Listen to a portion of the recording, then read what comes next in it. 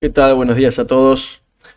Bueno, vamos a arrancar con las novedades de esta semana o qué podemos esperar esta semana. En principio vamos a arrancar con el mercado de Estados Unidos, con las noticias que esperamos que sean los drivers de esta semana y a lo que le tenemos que prestar atención. El miércoles vamos a tener el dato de inflación, el jueves vamos a tener las peticiones de subsidios, las nuevas, eso nos va a marcar el ritmo del desempleo, cómo está este termómetro en la temperatura de Estados Unidos. Y el viernes vamos a tener los datos preliminares de confianza del consumidor, entre otros datos. Son preliminares, generalmente se tienen dos. Uno que es el preliminar, que es a mediados de mes, y el otro que es a fin de mes, que bueno, es el dato de lo que dio la encuesta finalmente. Si bien el que le damos más importancia es el de final de mes, siempre está bueno estar al tanto de los datos preliminares. Vamos a ver la curva de tasas. En Estados Unidos la tenemos invertida, sigue invertida la curva. Cuando decimos invertida nos estamos refiriendo a lo que son 2 años, ¿no?, contra 10 años en este caso. Tenemos 2 años, está teniendo más tasa que la de 10. Acá tenemos algunos datos de dónde estamos parados en el escenario global en cuanto a las dudas. Hoy en Estados Unidos están puestas más que nada en términos de recesión y en términos de qué tan fuerte puede ser esa recesión y qué tan larga o duradera puede llegar a ser. No hay una receta específica para la Fed que diga cuándo subir y cuándo bajar las tasas. Eso es importante. En los 70 sucedió que la Fed tuvo que subir las tasas y subía las tasas, la inflación subía, el crecimiento no subía. O sea, el crecimiento, de hecho, había decrecimiento, había estanflación, ¿no?, porque había inflación y no había crecimiento económico. Entonces la Fed bajaba las tasas para apuntalar el crecimiento y bueno, y no se lograban al final del día ninguno de los dos resultados. A lo que voy con esto es que no hay el mercado ahora está implícitamente a través de los precios. Lo que podemos ver es lo que está esperando en cuanto a tasas de la Fed. Entiende que, o está cotizando, que el año que viene las tasas se empiezan a bajar nuevamente, y por ahora igualmente el escenario en el que estamos es que la Fed va a mantener las tasas altas y va a seguir subiendo en julio y en septiembre las tasas. Se entiende que 3/4 de punto y medio punto por ahora es lo que se está cotizando implícitamente en los futuros, ¿no? El sector real estate, tenemos hipotecas que vienen aumentando paulatinamente durante los últimos días, pero todavía no están llegando a otros niveles, a los niveles del año pasado, por ejemplo. Acá tenemos todos los años cómo fue el comportamiento de esta curva. Lo que estamos viendo en el sector real estate es que las tasas obviamente están más altas y eso apunta a una apreciación del precio mucho más lenta en los próximos meses. Entonces es una inversión también que se vuelve un poco menos atractiva, con lo cual es un indicador. En cuanto a los precios de las propiedades, lo que se está entendiendo, lo que se está viendo es que pueden llegar a caer de precio a nivel nacional.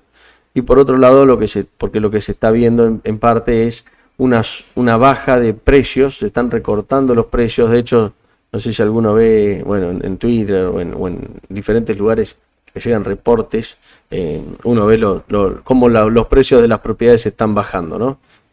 Suerte de promociones y demás para que cada vez más baratas, en donde eso lo que nos da a entender es que el mercado está más ofrecido que tomador, con lo cual es posible que haya una caída de nivel de precios.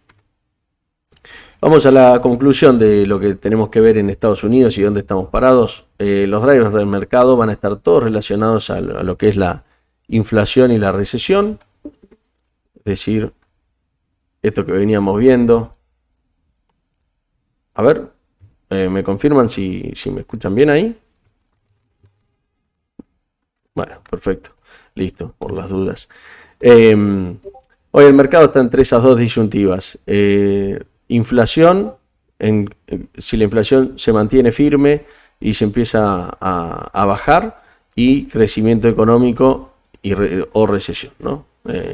Se espera una recesión, la verdad, en el 23. La Fed cada vez lo está haciendo más tiene sentido, digamos, es lo normal, que sea lo último la última que llega, digamos, a descontar la recesión. Y esto tiene también un sentido de que la Fed, digamos, no se puede tirar un piletazo anunciando recesiones y después dándose vuelta. La verdad es que es mejor que vayan, siempre han ido más lento. Uno sabe que son lagging. Si uno quiere buscar algún indicador leading, digamos, que se anticipe a los movimientos, no es la Fed lo que hay que buscar, me parece. Es como esperar que el Ministerio de Economía acá nos diga, o el Banco Central nos diga realmente lo que va a pasar, no es la función. Y siempre van a ser mucho más, van a ser mucho más lentos y comedidos en cualquier diagnóstico que den. Lo que decíamos anteriormente, el factor sobre el cual, de hecho, el fin de semana salió una nota en el Wall Street Journal, yo lo compartí, y bueno, lo compartí en el grupo también, ahora se las vuelvo a pasar, que es el miedo al stop and go, ¿no? El stop and go es esto, se suben las tasas, esperando que baje la inflación, pero baja mucho el crecimiento económico, entonces las tasas se vuelven a bajar para apuntalar ese crecimiento vuelve a picar en punta la inflación y el crecimiento no se da, entonces terminás subiendo y bajando tasas sin lograr ninguna de los dos sectores en los que querías lograr éxito. Eso obviamente te hace perder poder adquisitivo y te hace perder un tiempo que es tremendo, porque obviamente que tenés gente del otro lado que está recibiendo señales opuestas con diferencia de meses, ¿no? Meses o años, pero el impacto es el mismo. Entonces, la pregunta que queda en el aire es, en principio, bueno, obviamente la Fed hoy está subiendo las tasas, pero la pregunta, que es lo que estamos viendo en los futuros también, es ¿cuándo las va a empezar a bajar? El mercado está asumiendo que las empieza a bajar en el 23, los futuros marcan eso, hay que ver si eso se va a poder hacer o si es demasiado temprano y la Fed decide mantener los tipos más altos durante más tiempo. Es que todas las noticias que tengan que ver con esas dos cosas, esos dos factores, los vamos a ver bastante más ponderantemente que el resto. Vamos a ver Argentina. Una foto muy general es que tenemos una deuda pública hoy en bonos de 15.000 millones. La verdad es que es un monto para cualquier gobierno generalmente muy chico, pero hoy Argentina no puede refinanciar ni 1.000, esa es una realidad. El nocional, digamos, el capital facial es de 64. La brecha se disparó un 40% la semana pasada, estamos en una brecha de 130 puntos más o menos, entre 127 que está el oficial y 295, 93 que está el contado con liqui. El BCRA haciendo algunos malabares para que esta situación no se le descontrole. El mercado lo que le está diciendo al Estado y la señal que le está dando, digamos, al Ministerio de Economía es que no hay confianza en los productos, en los instrumentos que tiene. Por eso vemos un mercado que está retirándose todos los fondos comunes de inversión se están retirando de los bonos SER y de los bonos estatales. ¿A dónde están yendo? A instrumentos del Tesoro. Por otro lado, tenemos calificadoras que están mirando las letras del Tesoro y al Tesoro que se asume en el país como la tasa dentro del país, ¿no? Como la tasa que menos riesgo tiene, la tasa cero de riesgo, que es la de referencia, se empieza a ver con ciertas dudas. Por eso vimos lo que vimos la semana pasada también.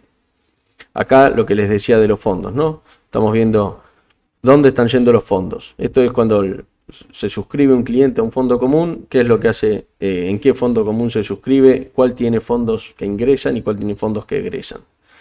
Entonces, vemos mucha salida de flujos de fondos y vemos que el ingreso de fondos de nuevos flujos van a mercados de dinero clásico.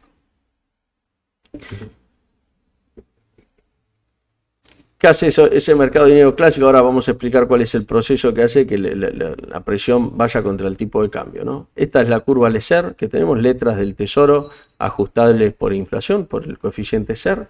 Estamos hablando de tasas que a menos de un año están dando 10% más SER, ¿no? Un instrumento del Tesoro que tranquilamente debiera estar en negativo. O sería esperable, digamos.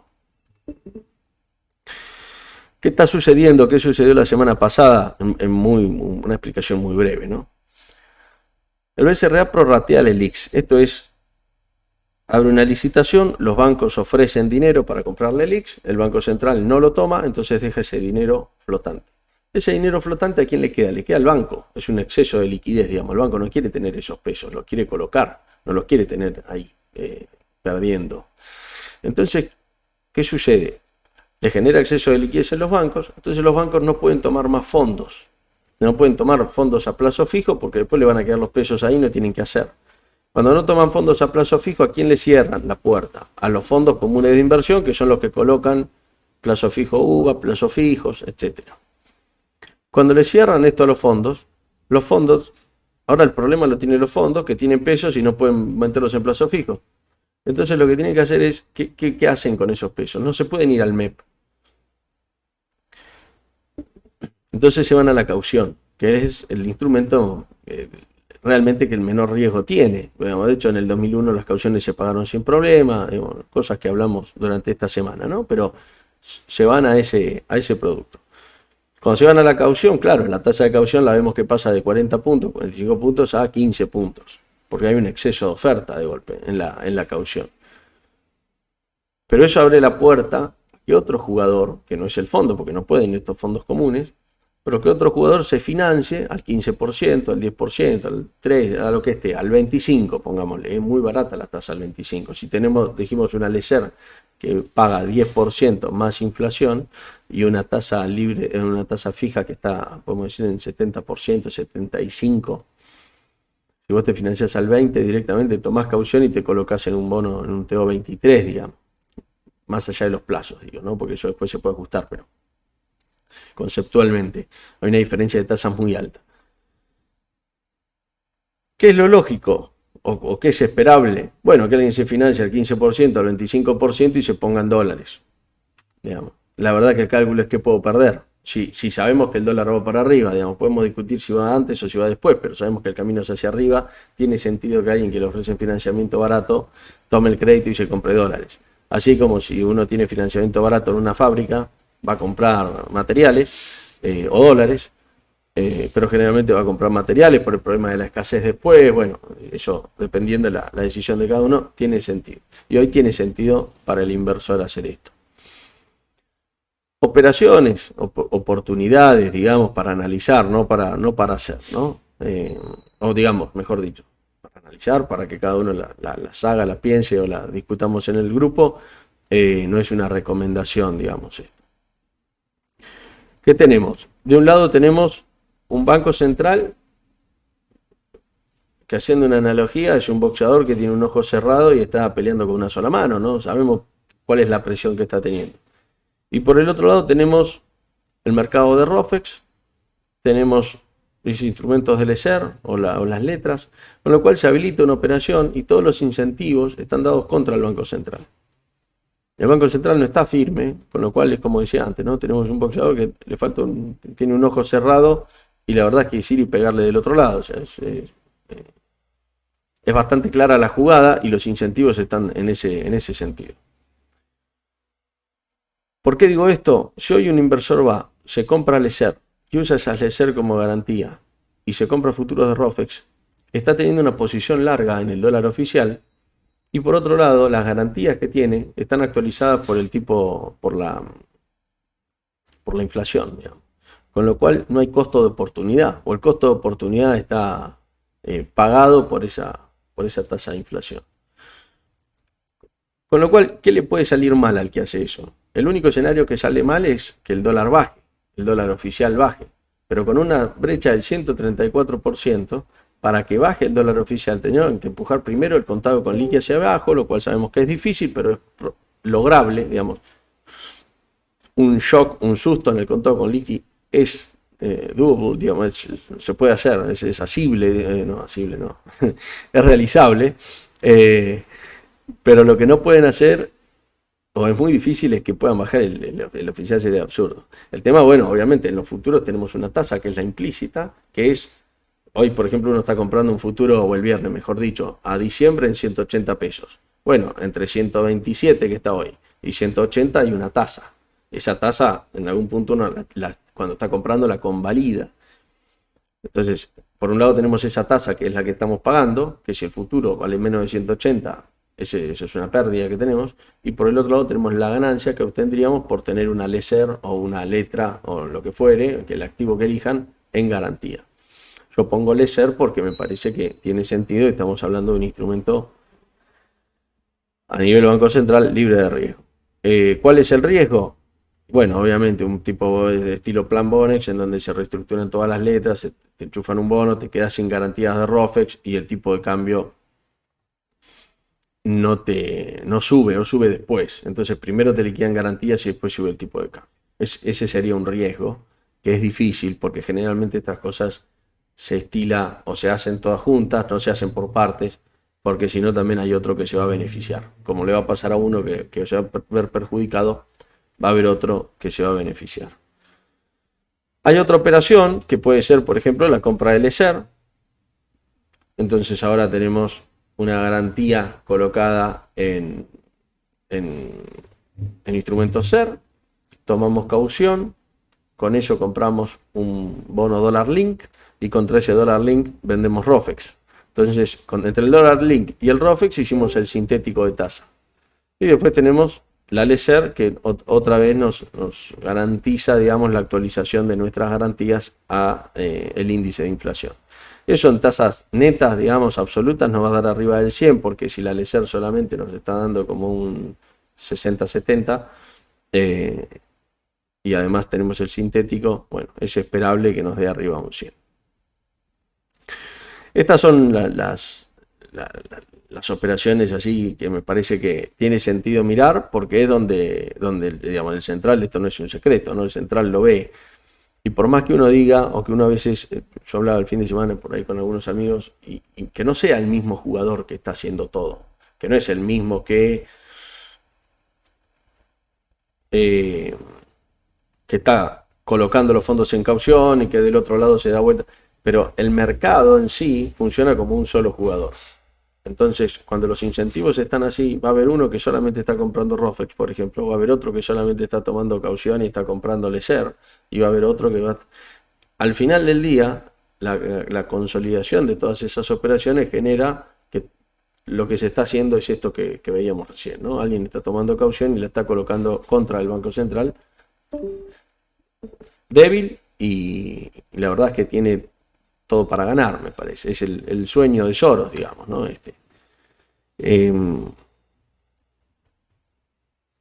Así que eso me parece que es lo más importante a destacar, porque eso explica un poco cuál fue la brecha también de la semana pasada, por qué se disparó así.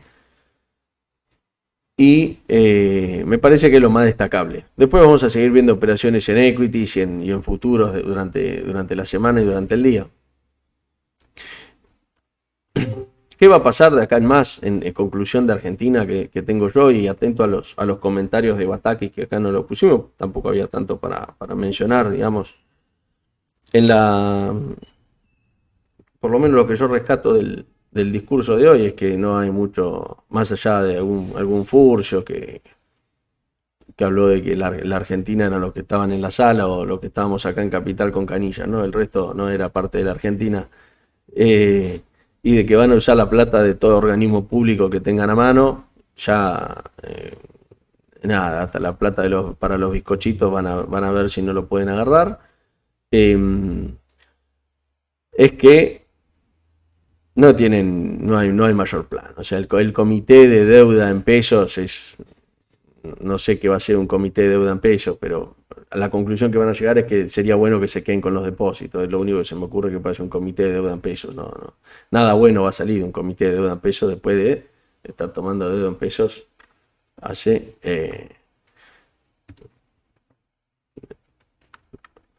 un cuanto tiempo, ¿no? Ya venimos tomando, pero porque quería mostrar otra cosa y ahora lo estoy buscando mientras. Con lo cual, la verdad es que yo no veo grandes avances ahí. Creo que las metas con el Fondo Monetario vamos a estar haciendo lo que nos sucede siempre, que vamos bastante a destiempo intentando alcanzarlas, pero la verdad es que no creo que vamos a llegar a los tumbos y después no, la verdad es que lo veo cada vez más difícil. Más que nada en cuanto a reservas, hay límites de emisión. Esta semana tenemos licitaciones, el Estado va a buscar a ver si puede licitar y bajar un poco la presión de unos 500 millones que vencen a fin de mes, para ir roleando la deuda un poco anticipadamente. Vamos a ver qué responde el mercado cuando abra, ¿no? Yo la verdad es que no veo que el mercado vaya a responder bien, porque no hay nada a lo que responder bien, digamos, no hay medidas concretas que nos indiquen que están al tanto o que están no sé si la palabra es entender, ¿no? Da la sensación que igual están en otro canal. Cuando uno mira la forma de comportarse de este binomio entre el Banco Central, el Ministerio de Economía, a mí la sensación que me da o lo que creo es que nosotros tenemos como dos caminos para analizarlo, o dos formas principales en las que lo podríamos ver. Podríamos pensar que va a haber una reestructuración de la deuda a pesos con un cambio de plan, entonces ahí tenemos que tener cuidado con los instrumentos en pesos y demás. O podemos pensar que la solución va a ser la emisión para pagar deuda en pesos y para seguir comprando bonos, etcétera, etcétera. Esto que venimos viendo, este bucle, que lo que va a hacer es presionar el tipo de cambio y dispararlo hacia arriba.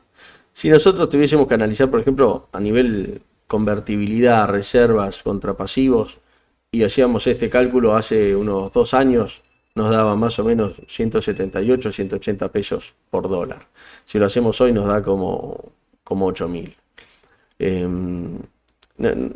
Por ahí no tomen el valor de dólar, no estoy diciendo que se va a ir 8.000 ni mucho menos. Estoy queriendo mostrar mediante un indicador así tomado cómo se precarizó esa situación, ¿no? Ese balance del Banco Central. Con lo cual, yo lo que creo que vamos a ver, al menos por ahora, es esto, es una suba del tipo de cambio, es una presión contra el tipo de cambio, y creo que la reestructuración en pesos va a ser lo último que haga el gobierno. O sea que antes de eso vamos a ver una voladura de tipo de cambio estilo después podemos discutir si es más parecido al 89 o al Rodrigazo, pero parece ser que ese va a ser es la dinámica. Después, bueno, obviamente van a intentar decir que no, que estamos sólidos, que en realidad la crisis es de crecimiento, que crecemos tanto y por eso no alcanzan los dólares. Bueno, qué sé yo. Esas son cosas de la política más que de los números. Así que bueno, vamos a terminar acá. Yo después les voy a pasar algunos gráficos por el grupo para que estén también al tanto de lo que estaba viendo. Pero bueno, espero que tengan buena semana y cualquier consulta que tienen me la van haciendo por el grupo.